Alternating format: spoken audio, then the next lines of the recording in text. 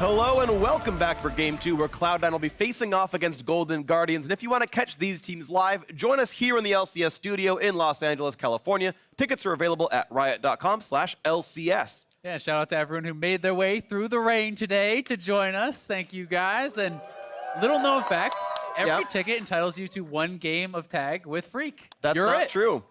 Okay, yeah, everyone's it. And everyone's it. You gotta catch. I'm getting chased. That's gonna be fun. Let's take a look at the starting rosters for both of these teams. On the blue side, selecting it is Cloud9, Licorice in the top lane, Svenskeren in the jungle, Nisqy in mid, Sneaky in the bot lane, alongside Zeyzal at support with Coach Reaper.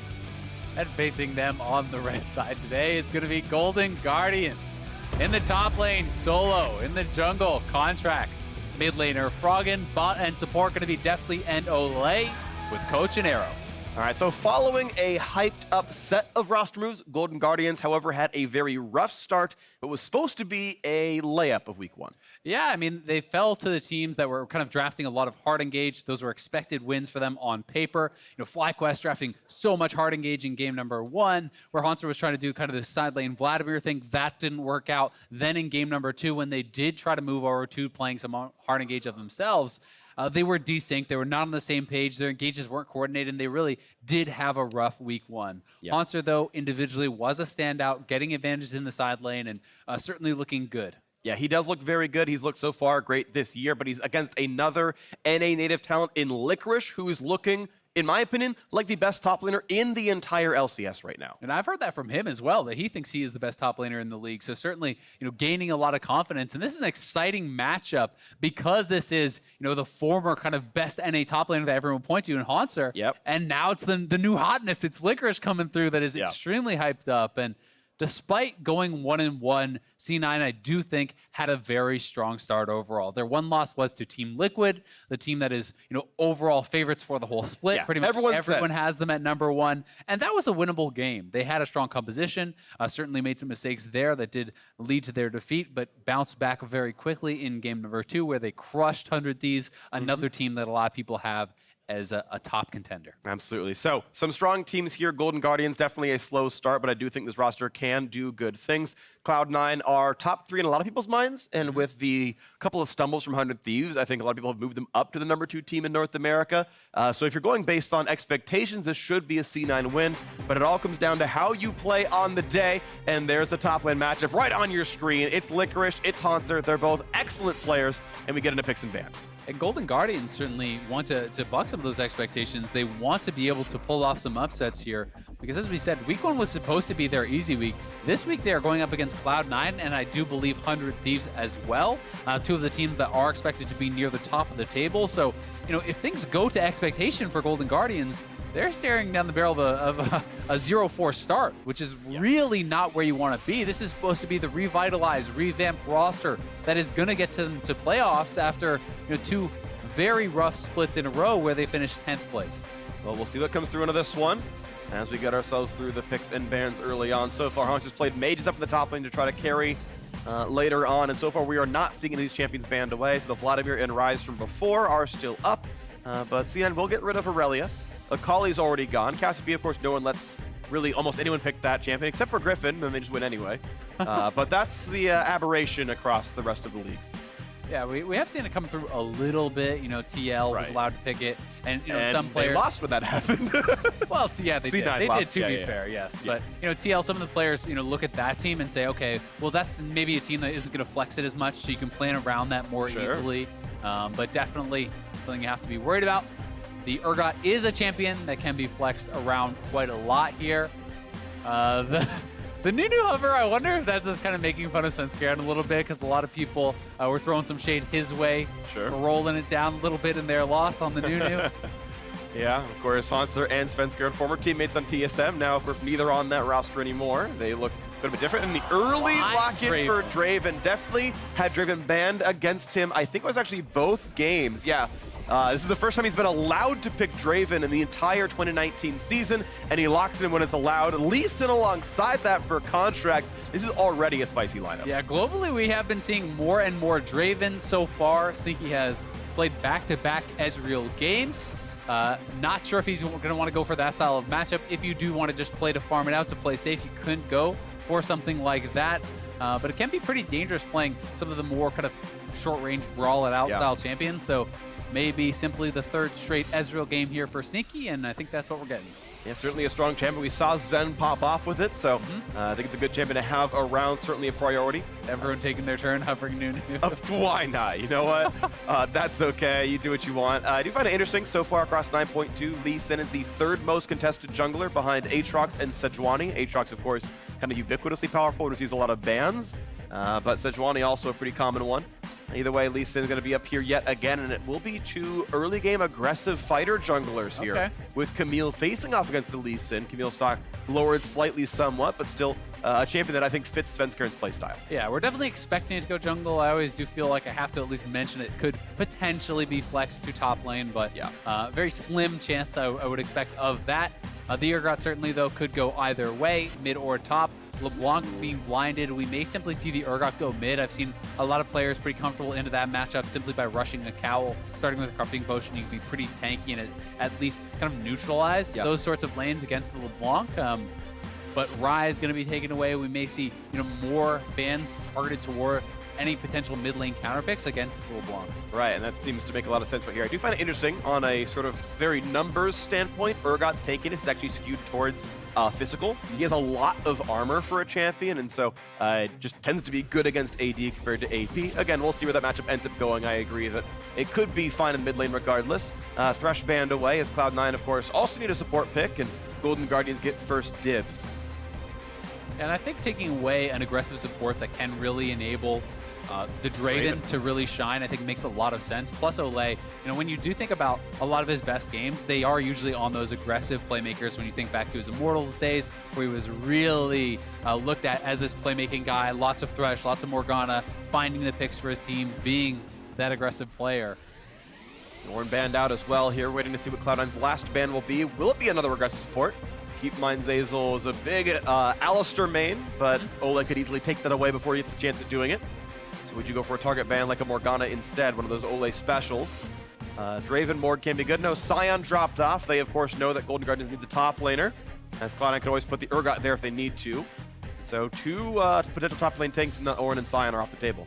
Definitely interesting to see the Sion banned away. I mean, if you are comfortable playing the Urgot top, Urgot is generally a strong matchup into the Sion, but Sion overall is just such a solid pick and does give them a really powerful front line, so perhaps they're just trying to eliminate any potential front line to make it easier to dive onto champions such as the Draven, such as the LeBlanc, remove a lot of their safety there, with that big front line that Sion would provide. And we just get the second Viktor game for Hauntzer here picked up, of course. We mentioned that very early on. He's played a couple of mages, and while Golden Guardians banned the Rise themselves, he's back on the Viktor here, and going to feel good. And I actually take the back that it was Licorice who had played the Viktor. It was a Vladimir game out of Hauntzer, but still the third mage now for him, as we assume that's going top lane. I don't think Draven or LeBlanc going up there. Yep, and Cloud9 now get their shot at counterpicking a solo lane, right? You put the Urgot in the matchup that you're most comfortable with, you counterpick the other lane. Echo. Bring back the Echo into Viktor. We saw it at Worlds. Didn't work. It almost worked. It almost worked. The matchup's better now. Yeah. Viktor's gotten nerfed a lot. I'm also really interested to see if there's a chance of getting an AP Jarvan here. That is a champion that is kind of being hotly debated. Some players do feel like it is very powerful as far as an aggressive lane matchup, someone who can poke people out.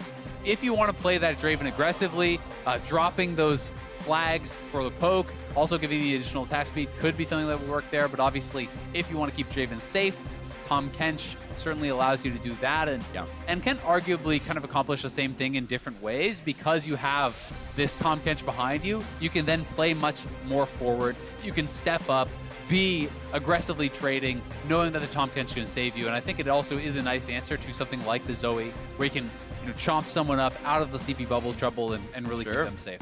And the one concern I have here looking at the lineups is Cloud9 do have two heavy poke champions in the Zoe and the Ezreal, and Golden Guardians do not have hard engage outside of really tricky things like Tahm Kench finding a backline and Contractz getting some kind of a kick flash. So getting in on the poke team could be hard. I think it puts a lot of pressure on Froggen to somehow answer this with the distortion forward into QR. That could be difficult for Golden Guardians to play out the mid to late game, but we'll see what that looks like. C9 have that Urgot top set against Viktor up there, and we have two aggressive early game junglers, and any game can snowball here in League of Legends. It's definitely true, and one thing that Golden Guardians does have that I think is very powerful is their early game team fighting. I do think once you hit 6 on a lot of these characters, if Draven is winning lane as expected, you can play around Fog with champions like Lee Sin and the LeBlanc. Well, it's hard to engage if they have eyes on you. If they're trying to face check into a dragon pit or that sort of area, you can certainly win those fights. You can certainly take picks around there. So we'll see if Golden Guardians is able to get that sort of early game advantage and snowball that into the neutral objectives. And I think this is a similar style of game plan as we saw Echo Fox attempt last time. Well, this is going to be a fun one to watch for. And if I remember properly, I think Braum Shield will break spinning axes. I believe they don't bounce off because it kills projectiles. So there's a lot that I think Zeyzal can do here to really break things apart. It obviously stops the Draven ultimate. That won't do anything anymore. It'll stop a Viktor E. You can prevent LeBlanc from bursting a backliner. Zeyzal can do a lot to prevent the aggressive plays out of Golden Guardians, but early mid-game team fights could be very important. We'll see what it looks like here. We are on to the Rift for game 2 of the day. Cloud9 1-1. They've only lost to Liquid. They look very sharp. Golden Guardians, a weak start to the season, but they could certainly do well here with a new lineup. We are on to the Rift. Yeah, and you get a win against C9 here, and the team can certainly get reinvigorated from that. And if a team can beat C9, then maybe they're looking a lot better against 100 Thieves. So certainly a lot on the line for Golden Guardians, I feel like, in particular, but really both of the squads. Okay, we are on to this one. Let's see what comes through. Of course, Contractz now for several years in a row has been off Cloud9 facing against them. That was all of last year and didn't quite have the results he would have hoped, but once again against his old team. Yeah, and it was a bit of a surprise, honestly, when he did depart from Cloud9, such a promising young jungler. And, a lot of people did think he had a bright future with Cloud9, but then moving over to Golden Guardians, Cloud9 obviously having had a lot of success with Svenskeren, and even last year throughout the summer split, a lot of success with Blabber. And, some people are still wondering, will he start making it into rotation? Because while Svenskeren was certainly far superior, I think, in international play, oh yeah, Blabber did look very good during the regular season. He did, absolutely. So something to watch for as well. And keep in mind, Golden Glue, I think, had also been quite good. And sitting on the bench, Nisqy starting plenty of games here as well. Of course, Nisqy's looked pretty good, don't get me wrong. It's not like C9 need to change this, but there was a very deep bench on that roster and something to watch for as time goes on. Better start, though, very likely here for C9, who went, I think, 1-4 or 1-5 at the very beginning of their season. Their summer split, poised to look 2-1 here. Either way, we will wait to see what happens as the red buffs are leashed and taken by both these junglers. And actually, the Hauntzer didn't leash at all. Contractz was soloing that. Hauntzer playing for some lane priority up here. Yeah, so certainly Svenskeren is going to be a little bit faster to get out on the map with that leash, especially from Braum. Really is always such a nice leash with passive proc. The stun there is going to help you a lot. And it's red straight to topside scuttle here for Svenskeren. Going to be interested to see if he then tries to take that down to the bot side and try to do a double scuttle route, or if he just wants to secure himself one scuttle kind of on his strong side of the map with Licorice pushing. Already nice stuff there for Licorice. Q and W looking pretty good here, and Hauntzer down about half HP. Licorice has been really good. Statistically, Hauntzer's had slightly better laning stats, but some of that is champions played. Mages tend to farm well in the early game. Who would have thought? Yeah, range champions in general often are going to have a pretty nice advantage, especially when you are playing a lot of these Klepto-style champions, as we've seen people playing in the early weeks against something like a Scion. You are expected to get a pressure advantage. You are expected to get a bit of a farm and gold lead. So far, a pretty uneventful early game. We are tracking the jungle path slightly here as Contractz Lee Sin now takes down this bottom side. Looks like he actually left up part of the Krugs, by the way. Only took part of them, so we can get level 3 on this and be ready to go to fight for more of this jungle. And honestly, being able to split the scuttles 1-1, but also basically poaching both Krug camps means this is actually a very nice jungle path for Contractz. Whether it's from research or just intuition, is going to actually deny a lot of the would-be gold for Svenskeren. This is a really good path for Contractz. Yeah, it's really, really nice. I mean, this is the highest experience in gold camp that you can do, really. So going to feel very good to take that away from his opponent. And we'll see if they actually decide to try to look for a dive. I think it would be very hard. Pretty tough to take down, Braum and the Ezreal. So backing off for now. Drops a Ghost Poro down there. That'll give him bonus stack damage for a long time. Knows that Svenskeren's fighting for this. Q's does not hit the champion. That could have been maybe the chance of the fight right there, because that was 200 damage right there if it lands. There's Zoe, of course, slinked down, but just the Trinket Ward and out goes Contractz. But certainly able to track Svenskeren, and he knows, okay, 6 camps. I know what 6 camps those were. And it's going to be more total allowed XP and gold to Contractz as he slowly goes through the rest of his jungle. Yeah, and for Svenskeren, you're kind of left in this situation where it's very obvious what you're going to do now. There's no camps up on the map. They know that. They know now that you're going to be out there looking for a gank, looking for a vision. So the Golden Guardians lanes now have to play with some respect towards that. Knowing that there's no real other option, he's going to look for a gank. Now, as he walks towards bot lane, he's going to go towards Krugs. He didn't know it was taken, and there's a Ghost Pour that's going to see him and be like, okay, we know Camille's bot lane. She walked right by that. Hey, ping, ping, ping. You see all those red circles down there? They are well aware of what this Camille could do, which means Hauntzer can play safe. Big chunk in the mid lane. Froggen's passive is down. Yeah, that was really nicely done there from Nisqy.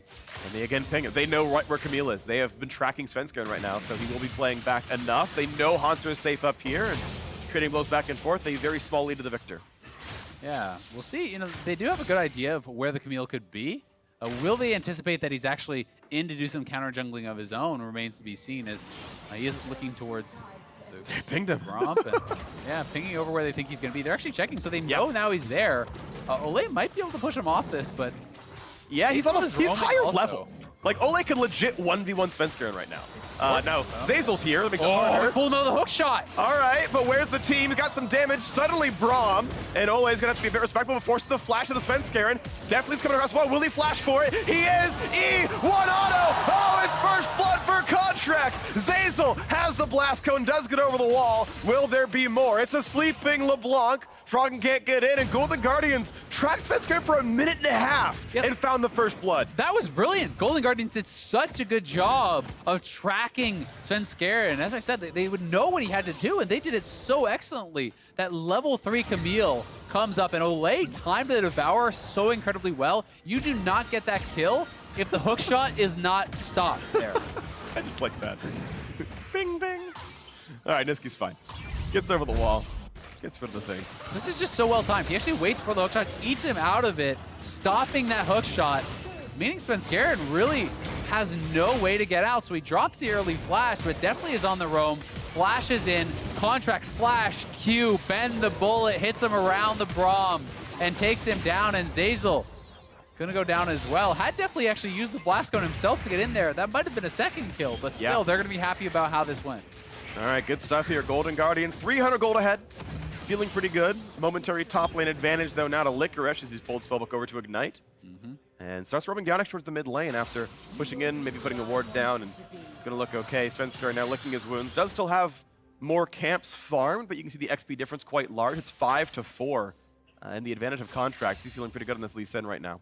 Yeah, sitting with that first blood is going to be pretty nice when he does go back to base and spend that up. Already has enough gold for a Caulfield, and would certainly love to get to that warrior very quickly. You know, quickly approaching level 6 here. When you do have that early CDR for your first ultimate, it's always going to feel super nice. All right, so waiting for the next big plays here. 600 gold apart. No Dragon Rushes like we saw in the first game of the day, but a nice chunk right there. Nisqy hitting that one. Froggen did not respect that, did not hide behind his minions. Just clearing some minions out right here. Still farming pretty well. They're going to be about equal. Yeah, every time we look towards mid lane, it feels like it's Nisqy winning the trades, but as you say, dead even in farm, so Froggen certainly playing the lane well. No real big advantage there on either side. The things to watch for are this bottom lane where it's a flashless Zeyzal, but also a flashless Deftly and Olleh.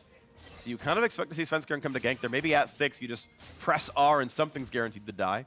Probably the Tahm Kench, what we watch for. Contractz, though, 1st to 6 in the jungle. 746, slightly faster than the 9.2 global pro average. Looking up potentially towards Licorice as Hauntzer is in the area. He does have 6. We'll see if he wants to try to commit to this play. Remember, he hasn't bought yet, so not that much damage really here on the Lee Sin without having purchased any additional AD. Yeah, he's got red smite and I think red buff, so some burns can matter, but yeah, the actual spell is revealed by a plant. Puts down his Poro and just out he goes. Svenskeren now known to be in the left side jungle, but just clearing things away. 6 should be coming in soon. Maybe we will see that gank come through. Top lane so far feeling safe. Yeah, the game very, very even. You know, not even the full first blood gold advantage. You know, making that lead for Golden Guardians. It is very, very close. All things considered, farm pretty much dead even in the mid lane. Very even in the bot lane. You know, a slight advantage here for Licorice, and he's going to go in. Flashes for it, burns the Ignite from Spellbook, Hauntzer to half HP. Here comes Svenskeren, and they have the kill. Fear Beyond Death locks in the first kill of the game for Cloud9. Nicely done. The E flash there from Licorice, taking away that buffer time on the flip means Hauntzer could not react, and they're going to have the wave crashing here. This is even a dangerous turret to actually TP back to if they stayed around. They will back off because Svenskeren didn't even blow his ultimate there. All right, that's going to be a couple of chunks there, and the TP is burned, but Golden Guardian is going to commit down to this side of the map. They know Svenskeren is far. There should not be a way to lose this. Mountain Drake, though, doesn't mean much unless you're winning. Ooh, early on the smite, but doesn't lose it. They're going to pick this one up after all. It's still, of course, Cloud9 with the gold lead after that kill on the top side, though. Yep, a good punch back, though, for Golden Guardians. Quickly moving over to that Dragon. You should have priority in that area with the Draven on the bot lane, knowing the jungler showed top side. So, you know, Cloud9 are not going to stick around and try to get too greedy for the turret plates. That is something that is pretty debated, you know, as far as what is the better play there. Do you try to stick around, get an additional turret plate or two? Do you prioritize getting a better base timing? And in this case, C9 certainly looking to just get a better base off. Yeah, maybe so, and that's going to be the items staying up there. Licorice, of course, without TP, so it's going to be a long road back up top. As there's the 62 gold. Svenskeren still has the ultimate, and now level 7 has actually now crested Contractz in XP briefly at the 10-minute mark. And we once again see this bot lane pushing in as Olleh and Deftly feeling pretty good down here. I had high hopes for this lane. I really think Deftly is a great player. I think Olleh got slightly undersold on Liquid. It's weird because he won the split, but he never quite compared the doublelift as a player. I think he's still quite a talent, and I have high hopes for this duo lane, and so far, looking okay. Yeah, and I mean, it's not just Liquid. He was at Worlds with Immortals the year before, and a lot of people had him ranked as the #1 and #2 support the year before on Immortals. So certainly, Olleh has had a lot of success in his own right, but does seem to kind of get the short end of the stick as far as community criticism, and certainly some of that is deserved as he especially internationally did not really show up, and I think that's where a lot of the criticism did come from. Sure, it's things we've seen kind of time and again for North American players where they will just look very good domestically and not quite convert when it comes to the bigger stages. Cloud9, I think the one team that bucked that trend, top 4 at Worlds last year, and Licorice was, I think, a huge part of that. And of course, back in the lineup looks really, really good. We've got 4 returning C9 Worlds players. Nisqy coming in, replacing Jensen. Jensen, of course, switching over to Liquid to be the new super team that would hope to replicate the C9 international success. Nisqy looking pretty far okay. The Golden Guardians now looking top side. Contractz and Svenskeren sitting in parallel brushes here as Hauntzer wants to walk forward, but there's no fight just yet. Yeah, not just yet, and both top laners have their ultimate. Both junglers have their ultimate. They're going to find that stun. Chaos Storm coming across, but he's locked in the hexagram. And will it be enough damage? No, they're going to knock down Svenskeren. The trade kill, they will just barely get down Hauntzer. It's a 1-for-1 as the top laner jungler both died, and out goes the flash. Contract stays alive. Yeah, trade of flashes there. It is the 1-for-1, as you say, but I prioritize, C9. I think they got the better end of the deal here, as it's the top laner who gets the kill. Licorice takes the kill. He gets to stay around and soak that experience as well. And Hauntzer is left without a teleport, so thanks to that extra roam from Nisqy, really kind of making the difference there. Yeah, absolutely good stuff right here. We watch that fight again. And here it is one more time. C9 pull the trigger on the play a little bit faster. In goes Svenskeren. Nice E-flash straight onto Hauntzer, and the ultimate, I believe, was actually blocked. It looked like perhaps by Contractz, and they are able to actually get that kill over onto Hauntzer, and then Hauntzer does go down. Contractz can do nothing but just retreat. He wouldn't have been able to win the 1v1 regardless, but Nisqy showing up means he had no chance. So flash for flash. Froggen maybe getting a little bit done in the mid lane. Looking at the plates here, though, it is still quite healthy. Froggen, unlike the previous game we saw where Bjergsen punished a roam with 2 plates, still all 5 standing up in that mid lane, and they're falling in a minute 10 seconds. I do want to see Froggen get an auto attack in if he can, and cash in for 160. Yeah, Froggen did try to match the roam. He was just kind of delayed on it, and Licorice is just going in. Yeah, got to dodge away the stun. Doesn't want to go for the rest of this fight right now. No ult on the Urgot, and maybe couldn't have tracked the Lee Sin either. But still good damage. Good gravity field from Hauntzer, just placing that in between them. And he would create enough distance to actually get away from that. But Licorice certainly out to a strong advantage. Already has the Black Cleaver as well as the Merc Treads complete, which means he should have full run of the lane. And we haven't really been seeing Victors be super effective in a lot of these games in the NALCS. A lot of people picking it kind of for the lane push, for the lane domination, and it often has not really been panning out. So we'll see how effective Hauntzer is going to be able to be going forward in this lane, if he's going to elect to go for something such as an Iceborne, or if this is going to be a Lich Bane and more of a heavy AP style build. Yeah, wait to see what actually comes out to being. Looking at his ability order, it is 5 points Q and a 3 in E, right? He is trying to make sure he can survive the 1v1, so it is more self-sufficient in this. Yeah, and that is something that I've talked with some pros about. You know, the general thought process is Ooh, that's a good stopwatch. Now the re-engage kicking back Svenskeren. That means that Lulu, or the, yep, she's still alive, and now it's going to be the Fear Beyond Death. And the Flash did not quite find the Fear. Licorice tried, but couldn't quite catch out Hauntzer. And she is going to live in that mid lane. Nisqy making it out. That looked hilarious. Licorice just yanked him away and pulling him away from certain death there. Grabs the kill himself. 3-0 now. It was a nicely timed stopwatch there, certainly from Nisqy. Broke even my brain. Couldn't think of the name Zoe anymore. And yeah, had to burn the kick onto Camille, and it was still not enough. And they got that kill regardless. So really good reflexes there. Nisqy stays alive. Yep, and meanwhile on the bottom side, though, at least Golden Guardians is able to pressure. They have that bottom lane turret very, very low. Would love to grab that first turret for themselves, but Svenskeren grabbing the Rift Herald is going to make that much more difficult, as they will likely try to commit to beating them to the punch here. Look at all this damage on the bottom side. This turret has been chunked down a fair bit, and definitely they still feel pretty good about getting some damage across. And the question becomes, where does Svenskeren actually go to commit this Rift Herald? Because I do think they want to try to beat them to the punch. And top lane was the play I was expecting, but he's actually heading down to the bottom side. So they may try to make a TP play on the bottom side. You could look for a 3-4-man play down there, try to kill off the Draven as he extends to take down the turret, and then try to drop your Rift Herald for a counter. That would be really nice. Of course, after 14 minutes, those turrets all have no resist, so that Herald charge does like a lot of damage. Almost one-shots the thing. A little bit of follow-up will kill it. We can see Licorice making good headway now top side. A lot of pressure's been spent. He's 3-0, 600 gold bounty onto him, and really holding Hauntzer down. And even one of the strongest points of Golden Guardians will be much less of a factor here. Is going Iceborne, right? Is going for the 1v1 build and not even winning that. So at what point does Viktor actually do well in the mid game? It's certainly not going to be yet. Yeah, it is tough, you know, and obviously jungle intervention was a thing there, but Licorice just naturally able to pick up the first turret on his own. Cloud9 is somewhat converging on that Infernal, but Golden Guardians, again, able to grab another dragon for themselves. They're certainly, you know, getting advantages where they can in this game, though C9 does feel like they are dictating the pace. It's very interesting. It is kind of I agree it's being dictated by Cloud9, but it is also somewhat of a split map. I think C9's top side advantages are better, but Golden Guardians' bot side advantages have netted them 2 Drakes. They have a Mountain in case they need to rush that at some point. Baron spawns in 3.5 minutes. They've now got the Inferno, which is great, of course, so that's going to feel really good for many of these characters. The Viktor and Ezreal, I think, especially, or Viktor and LeBlanc especially, I should say. And we'll wait to see the next big play come through as 1,000 gold deficit, kind of buffered by the Inferno Drake, makes it a pretty close game.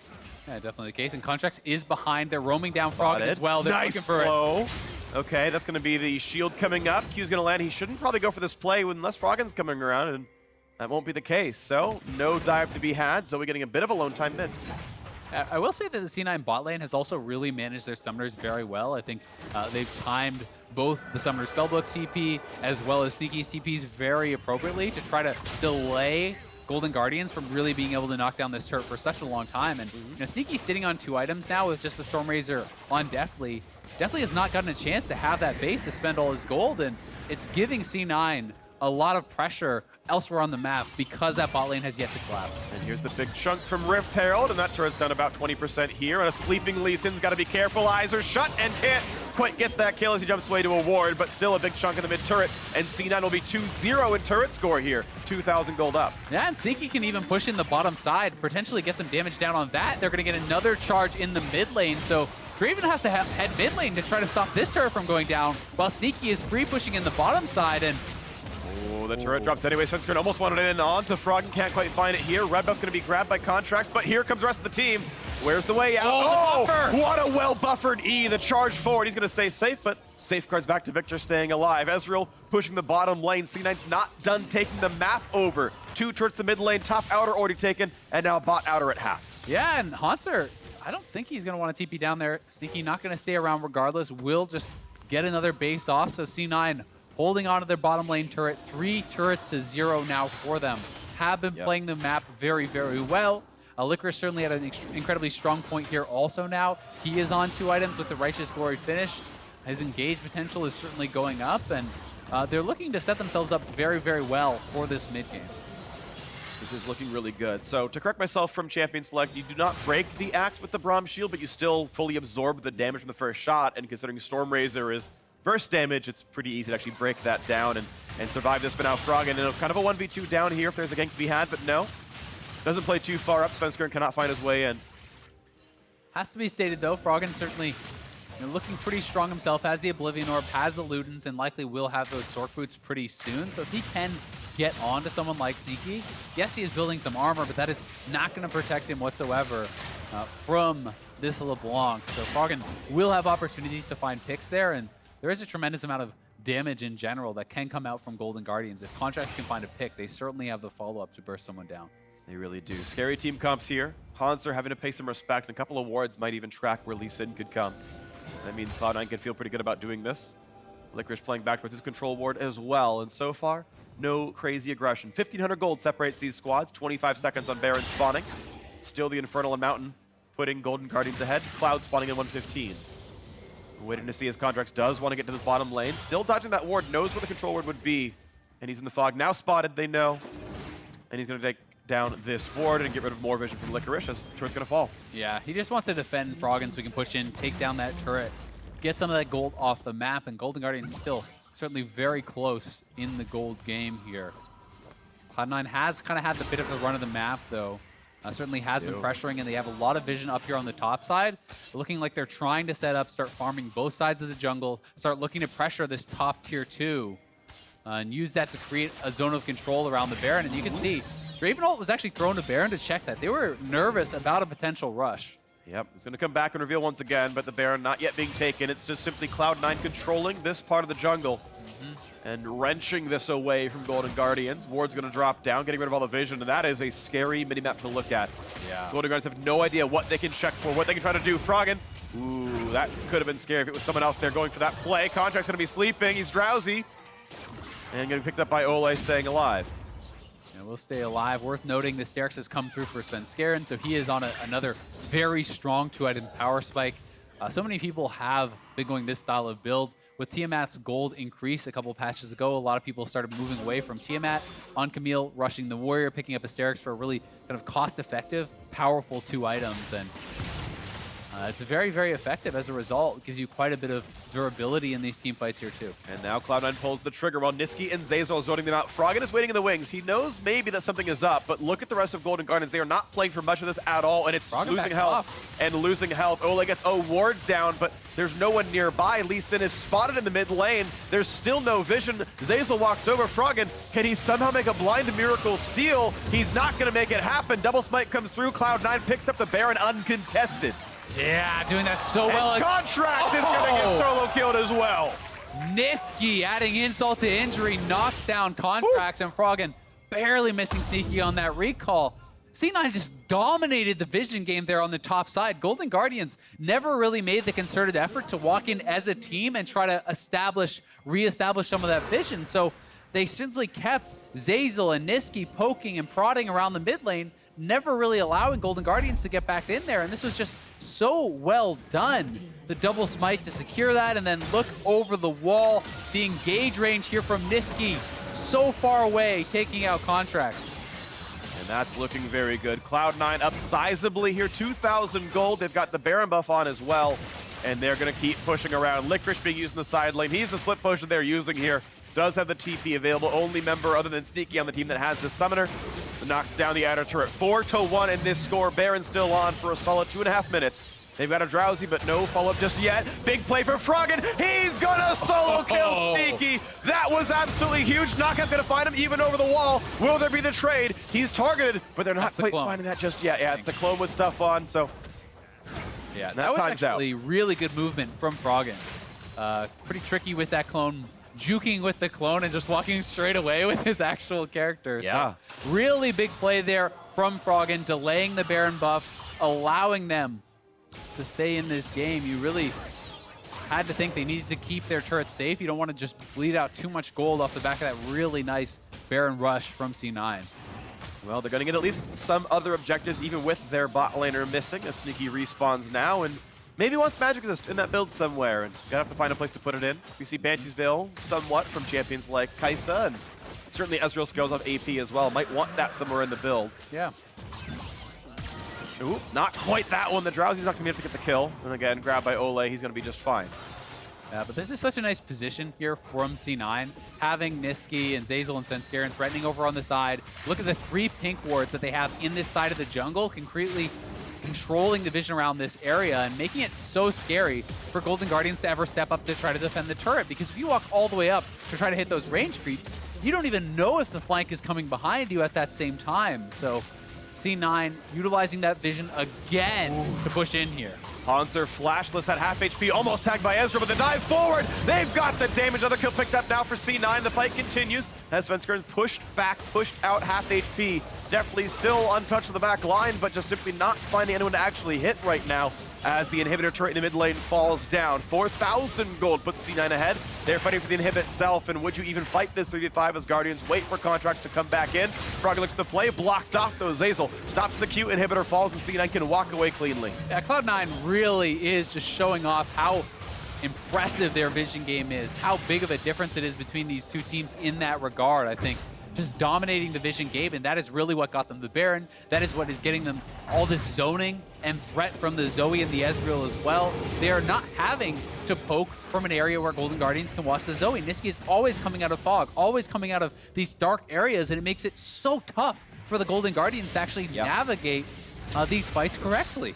It seems like C9 have themselves a style. This is now twice in 3 games they're playing this Zoe, Ezreal, heavy vision control, play for poke, and just rest the jungle away and say, okay, a Baron sneak is all we need, and they get a lot out of that buff. Yeah, I mean, they're sitting on 9 pink wards. They're clearly not going to be slowing down in this regard.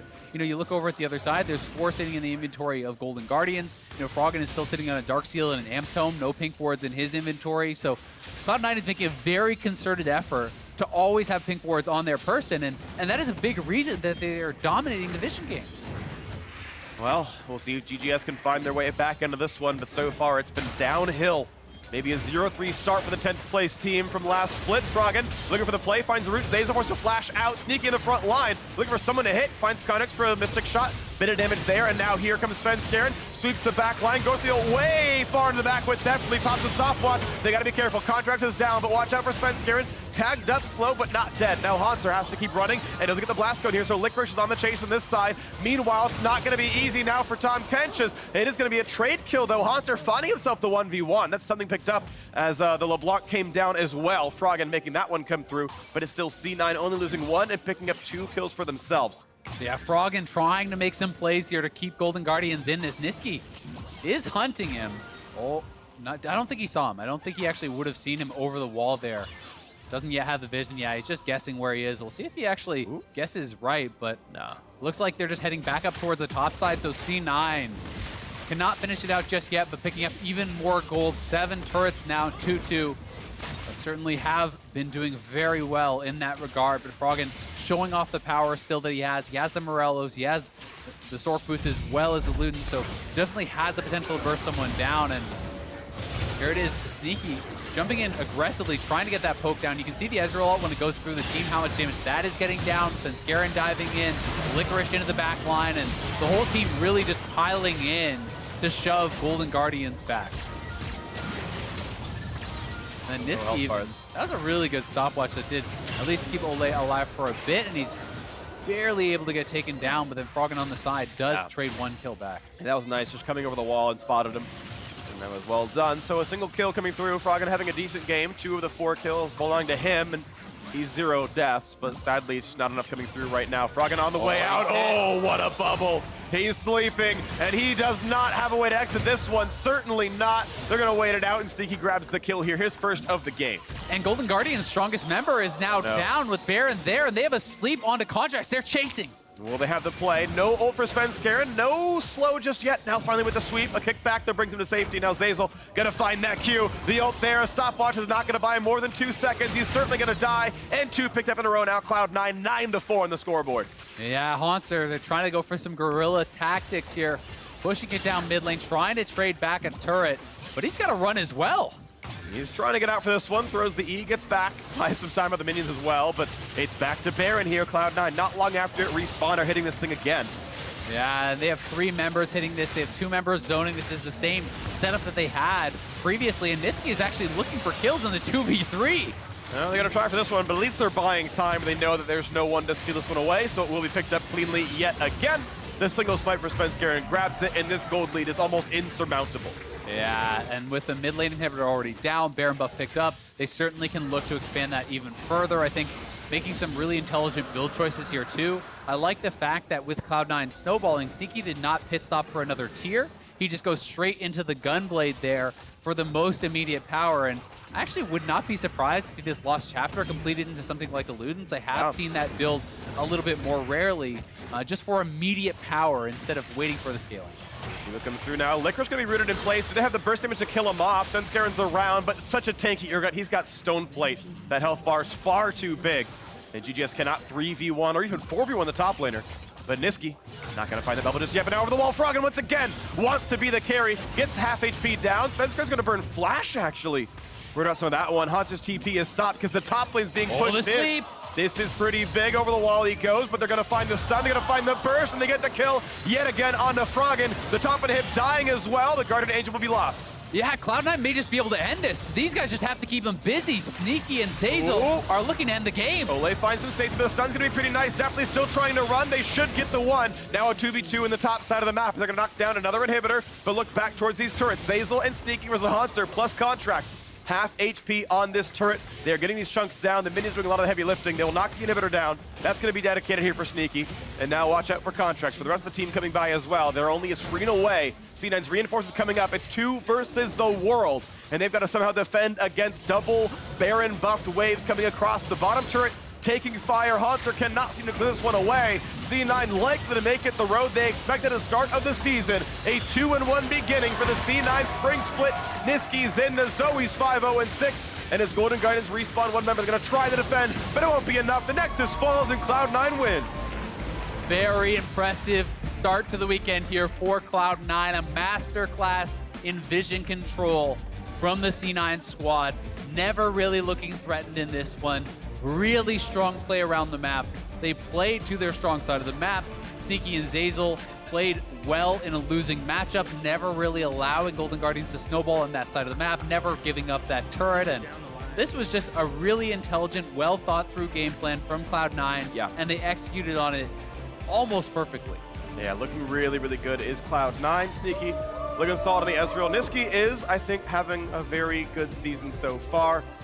That's the big new pickup here for C9. He looks pretty solid. Yeah, I mean, 5-0-6 for Nisqy here on the Zoe.